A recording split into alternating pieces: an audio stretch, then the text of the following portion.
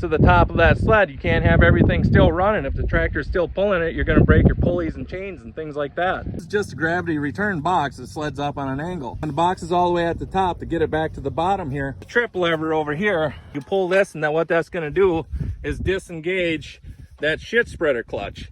And that's going to allow that box to roll back down to the bottom. We can't just let that free roll because it comes back to the bottom and it'll slam back of the sled. So they got a brake right here. This doesn't do nothing. This is just a freewheeling pulley and a belt on there.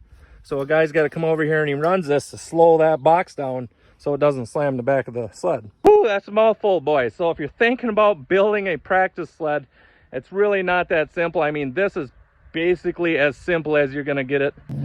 On the back, just simply got a chain so you can hook that to a pullback tractor and go the other direction. This little sled here will stop anything that I have. I can maybe get the box a little bit north of halfway. I can pull weights out of the box, but I like to leave it set heavy because I know when I go to the track, them sleds are gonna be set heavy as well. So you can also add more weight to your pan. You got a loose track, you gotta add some weight here so you got a nice pull all the way down the track. If you got a sticky track, you gotta take weight off the pan and put it in your box. Varying track conditions can change your sled dramatically. Now, lastly, there's an adjustment up on the front of the sled here. We got 3 different holes. So the farther we move this chain up, when you hook it up to a back of a tractor, the harder that sumbitch is gonna pull.